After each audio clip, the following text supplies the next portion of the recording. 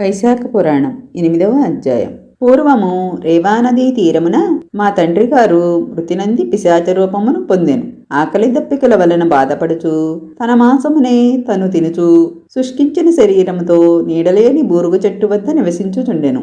పూర్వం చేసిన పాపముల వలన ఆకలి దప్పికల చేత బాధపడుచున్న వాని కంఠమున సన్నని రంధ్రం ఏర్పడినది. అది గాయమై మిక్కిలి బాధించుచుండెను. దగ్గరనున్న చెరువులోని చల్లని నీరు కూడా త్రాగగానే కాలకూట విషము వలె బాధించుచుండెను. నేను గంగాయాత్ర చేయవలయును అనే కోరికతో ప్రయాణము చేయుచు దైవికముగా ఆ ప్రదేశమునకు వచ్చి తిని నీడలేని బురుగు చెట్టుపై నుండి ఆకలి దప్పికల బాధను భరించలేక తన మాంసమునే తినుచు దుఃఖభారమున కంఠబాధను అనుభవించలేక అరుచుచున్న ఆ పిశాచమును చూచి అబ్బురపడి తిని ఇదేమి అద్భుతమా అని అనుకుంటిని. పిశాచ రూపమున ఉన్న అతడు నన్ను చూచి చంపవచ్చెను. కాని నా ధార్మిక ప్రవర్తన బలము వలన నన్నేమియూ చేయజాలకపోయెను. నేనును వానిని చూచి జాలిపడి పోయి భయపడకుము, నీకు నా వలన ఏ భయమును రాదు. నీవెవరవు? నీకిట్టి బాధ కలుగుటకు కారణము ఏమిటి? వెంటనే చెప్పుము, నిన్నీ కష్టము నుండి విడిపింతును అని పలికితిని.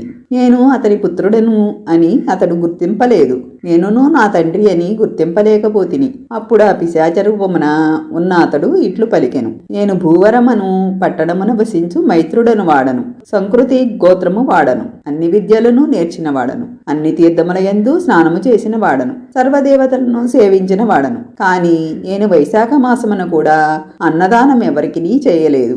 లోభము కలిగి ఉంటిని. అకాలమున వచ్చిన వారికిని భిక్షమునైనను ఇయ్యలేదు. కావున నాకు ఈ పిశాచ రూపము వచ్చినది. ఇదియే నా ఈ దురవస్థకు కారణము. శృతదేవుడను పుత్రుడు నాకు కలడు. అతడు ప్రసిద్ధి కలవాడు. వైశాఖమున కూడా అన్నదానము చేయకపోవుటచే నేనిట్లు పిశాచ రూపము పొంది తిని అని నేనిట్లు బాధపడుచున్నాను అని వానికి చెప్పవలయును. ఈ తండ్రి నర్మదా తీరమున పిశాచమై ఉన్నాడు. సద్గతిని పొందలేదు.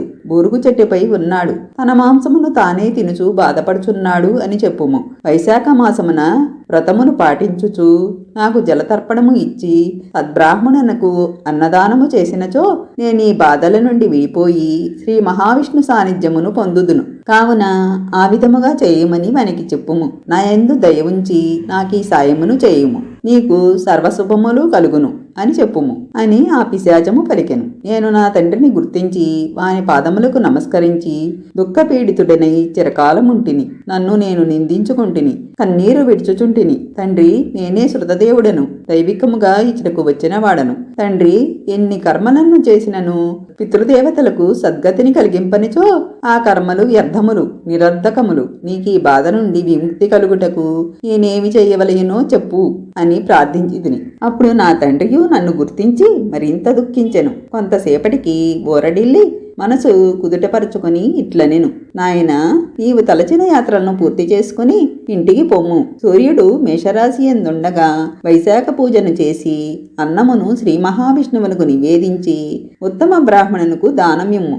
అందువలన నాకే కాదు మన వంశము వారందరికీ ముక్తి కలుగును. కావున అట్లు చేయుము అని చెప్పాను. నేనును నా తండ్రి ఆజ్ఞను అనుసరించి యాత్రలను చేసి నా ఇంటికి తిరిగి వచ్చి తిని మాధవునకు ప్రీతికరమైన వైశాఖ మాసమున వైశాఖ వ్రతమును చేయుచు నా తండ్రి చెప్పినట్లు శ్రీ మహావిష్ణువును పూజించి నివేదించిన అన్నమును సద్బ్రాహ్మణునకు దానమిచ్చి తిని. అందువలన నా తండ్రి పిశాచ రూపము నుండి విముక్తుడై నా యొద్దకు వచ్చి నా పితృభక్తికి మెచ్చి ఆశీర్వదించి దివ్య విమానమును ఎక్కి విష్ణులోకమునకు చేరి అచట శాశ్వత స్థితి నందెను. కావున అన్నదానము అన్ని దానములలో ఉత్తమము. శాస్త్రముల యందును ఇదియే చెప్పబడినది. ధర్మయుక్తమైనది. సర్వధర్మసారమే అన్నదానము. మహారాజా, నీకింకేమి కావలేనో అడుగుము, చెప్పెదను అని శృతదేవుడు శృతకీర్తి మహారాజునకు వివరించెను. ఈ విషయమును నారద మహర్షి అంబరీష మహారాజునకు చెప్పెను. వైశాఖ పురాణం 8వ అధ్యాయం సమాప్తం.